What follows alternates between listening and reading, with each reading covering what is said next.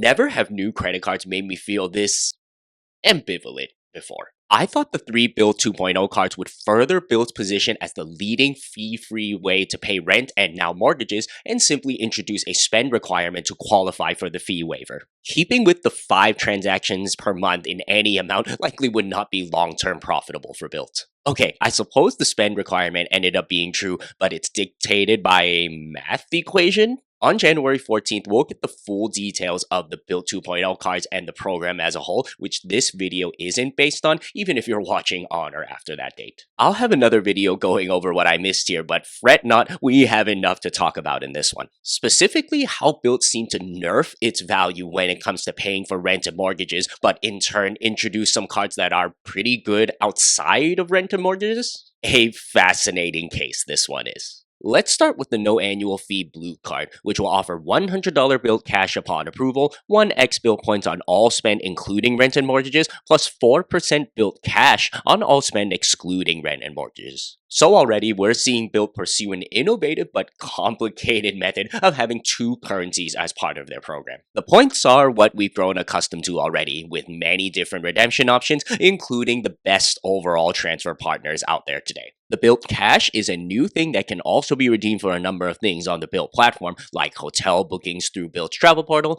on dining at select BILT partner restaurants, and most notably, to waive rent and mortgage transaction fees. Transaction fees? Yes, indeed, what is likely to be a 3% transaction fee when you pay for your rent or mortgage using any of the BILT cards. Sure, the $100 BILT Cash, which technically is the welcome offer, can get you a head start in covering those fees, but for purposes of establishing the math equation for how much you have to pay in non-rent and mortgage spend in order to pay no fees on rent and mortgage, let's exclude it. 3% fee, 4% back on all your purchases. Essentially, for every dollar that you pay in rent and mortgages, you'll need to spend 3/4 or 75 cents in order to cover the fee. Say you pay $2,000 in rent every month, well, you'll need to spend 3/4 of that or $1,500 in everyday spend in order to waive the fee. That's just not a very strong value proposition, isn't it? Even if you could consistently spend 3/4 of your rent and mortgage payment every month, you'd probably be better off deploying that spend towards better multipliers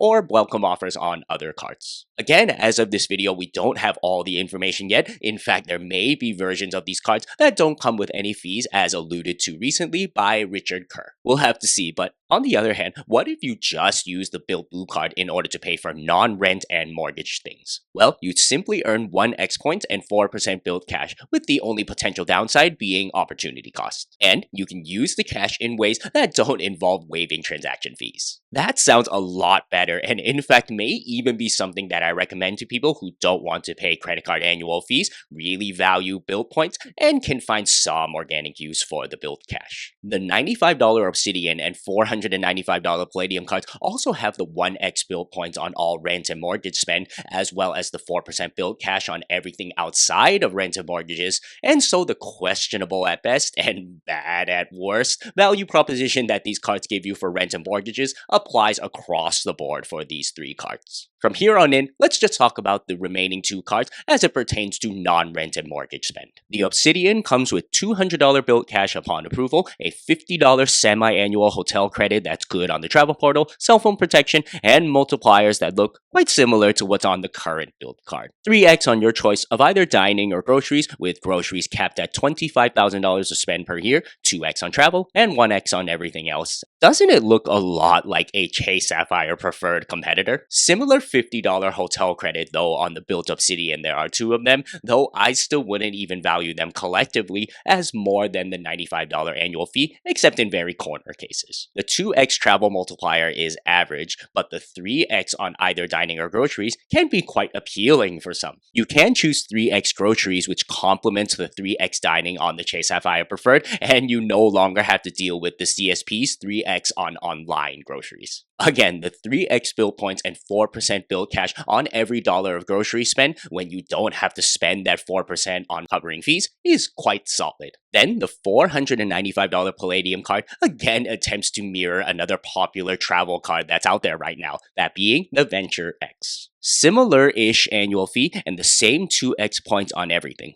2x build points and 4% build cash is arguably one of the best catch-all multipliers out there. Further comparing to the Venture X, there's a travel portal credit, but unfortunately it's just for hotels and in $200 increments every 6 months. There's also $200 build cash every year and anniversary benefit that works like the Venture X's 10,000 anniversary points, priority pass lounge access, table stakes for a high annual fee travel card, and gold status. How the gold status exactly works I'll talk about in that update video, but right here all that I can say is it would be incredibly valuable if it was just offered as an annual benefit. I doubt it.